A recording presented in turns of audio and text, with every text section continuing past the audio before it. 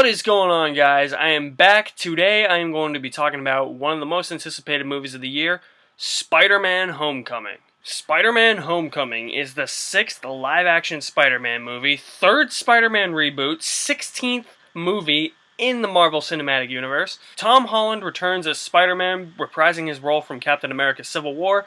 Spider-Man Homecoming is essentially about Peter Parker, who is trying to balance everyday problems with being a superhero, and he wants to be part of the Avengers. He wants to win Tony Stark's approval, and he keeps trying to be the hero that he thinks he can be, and when he comes into conflict with the Vulture, played magnificently by Michael Keaton, he might just get his chance. Now, if you've seen my collection of Blu-rays, you would know that I'm a big fan of the Marvel Cinematic Universe. I don't hate a single film in this cinematic universe, and I really do like Spider-Man. I have the first 3 Spider-Mans on Blu-ray box set, yes, even Spider-Man 3, because, I mean, this is a great trilogy. I should say, the first 2 are good. First one's good, second one's really good, third one has its problems. And every Spider-Man film since Spider-Man 3 has subsequently gone downhill. Spider-Man 3, to me, was just, I have mixed feelings towards that. I think it's fine. There's stuff to like about Spider-Man 3, stuff to really hate about Spider-Man 3, but the 2 Amazing Spider-Man movies with Andrew Garfield just did not do it for me. I thought that both of those films were poorly written, poorly directed. Andrew Garfield just did not do it for me as Peter Parker. I thought he was a good Spider-Man, but he was too much of a ladies' man, like just a smooth-talking dude with, like, when he was Peter Parker. I did not understand that. And the visual effects in those 2 movies, compared to the original Sam Raimi trilogy, were lacking.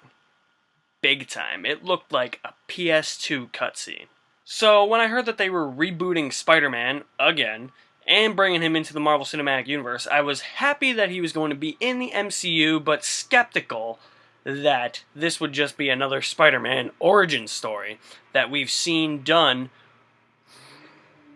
twice now over the past 15 years. I'll get into more of that origin story stuff later. Bottom line is that I like Spider-Man Homecoming. Oh yeah. Is it my favorite Spider-Man movie? Up for debate. Right now, I don't think so. I think down the line that could change, though. For me, it's really hard to top Sam Raimi's Spider-Man 2. That will forever remain a classic for me. I think that has the slight edge, but Homecoming is really, really freaking good. So let's start off with Tom Holland's portrayal as Peter Parker and Spider-Man, because you really have to nail both aspects of the character, which I think Tobey Maguire nailed the Peter Parker part, but he didn't nail the Spider-Man part, and I think Andrew Garfield nailed the Spider-Man part, but absolutely fucking failed at Peter Parker. Tom Holland nails both parts. When I think of Peter Parker, I think of this nerdy, smart, awkward kid, and when I think of Spider-Man, I think of this superhero that's just throwing out cheesy one-liners while he's fighting crime. Spider-Man is supposed to be that superhero who is, at times, annoying, but when he is annoying, he's funny. And the movie really nailed that, and Tom Holland nailed that perfectly. Since the awkwardness that he portrays in this movie, he likes this girl named Liz. He can't even talk to her, barely, throughout the movie. He has a hard time talking to her, and that just proves to you how awkward Peter Parker's supposed to be. It really reminded me of the first Spider-Man movie with Tobey Maguire and Kirsten Dunst, when he was trying to talk to MJ, and he was just so nervous and awkward about it. Spider-Man Homecoming takes the good parts of the Tobey Maguire interpretation of the character and the Andrew Garfield interpretation of the character, combines those 2, and puts them into this movie. And we have Peter Parker and Spider-Man, and it was great. Some of the biggest praise I'm going to give this movie is the fact that it is not an origin story. Thank God, because how boring would this movie have been if it was just another origin story? I mean, like, do we really have to see Uncle Ben die 3 times in 15 years? No! Do we really have to see Peter Parker get bitten by a radioactive spider and be like, oh, well, you know, I mean, I have superpowers now, so, yeah, my spider sense is tingling, and it's telling me to become a caped, costumed superhero and fight some crime with my web swingers.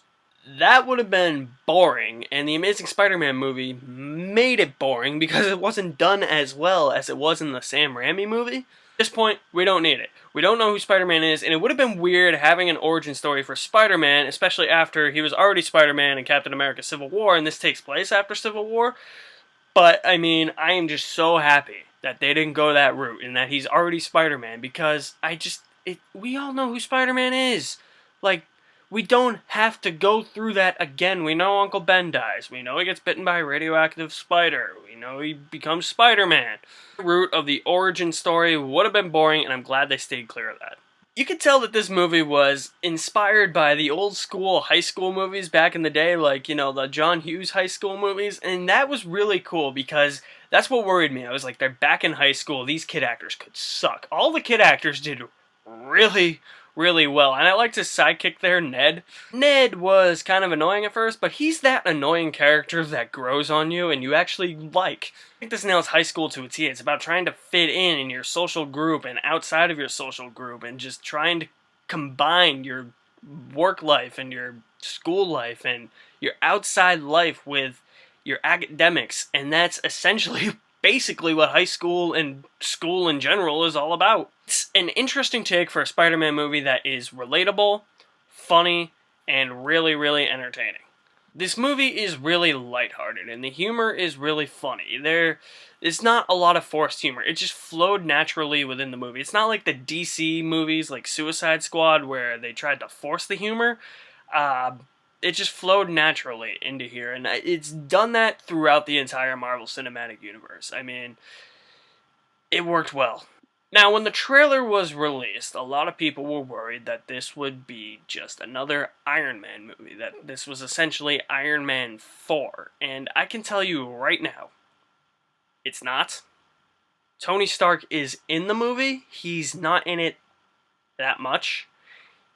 The thing I liked about Tony Stark in this movie is that Iron Man's suit is in it, but he's not really there fighting with Spider-Man.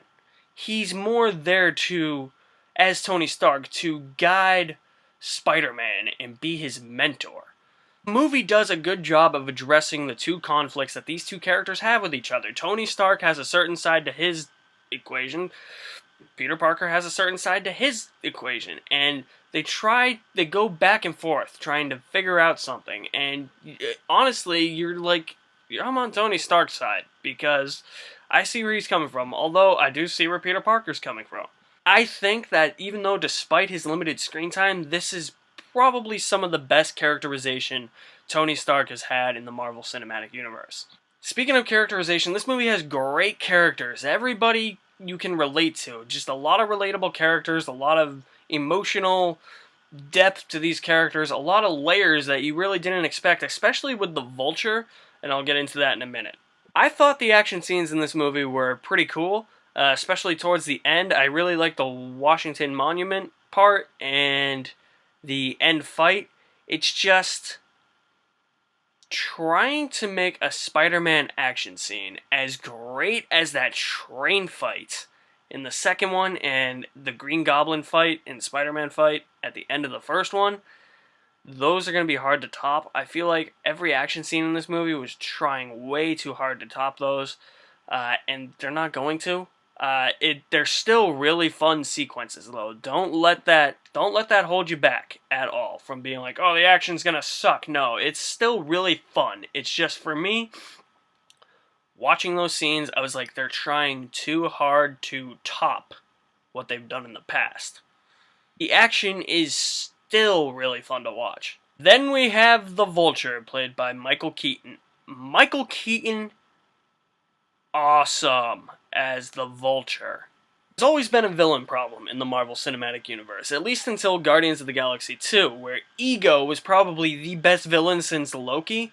And I've seen a lot of people give buzz for the Vulture for being one of those great villains in this cinematic universe.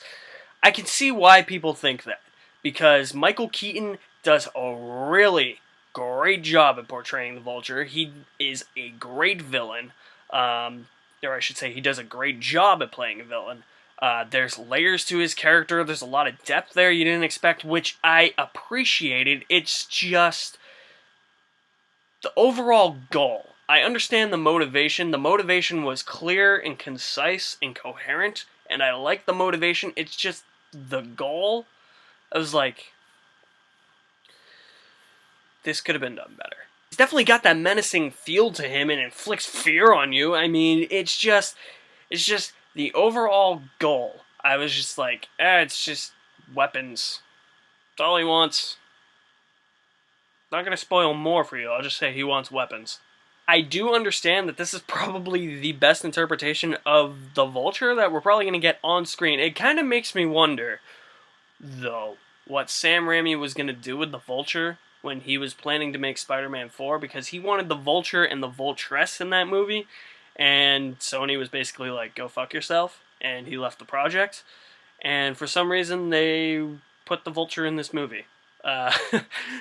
Kind of weird that they finally warmed up to the Vulture.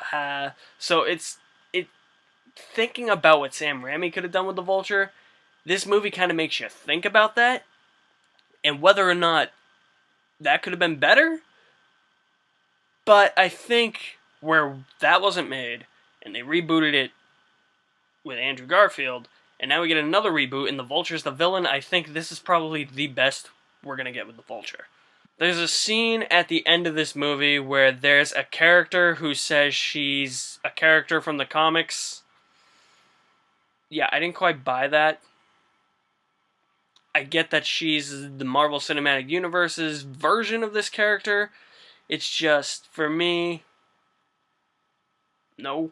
The reason it didn't sit well with me isn't so much the fact that she is this character, it's the fact that the movie just hit it for the whole movie. I mean, I'm just sick of movies doing this. Like, Star Trek Into Darkness did it with Khan. They said Khan was this dude named John Harrison, and everybody knew he was Khan. Spectre did it with Ernst Stavro Blofeld. They said he was Franz Oberhauser, but everybody knew once Christoph Waltz was cast that he was Blofeld. I hate when movies do that, and that's why this choice in this movie did not sit well with me. If you're gonna tell me that you're a certain character, just tell me you're that from the outset. Don't make me believe you're that character and then make me think, oh, maybe it's not that character, and then at the end, oh yeah, I'm that character. Don't do a big reveal when everybody knows that you're that character.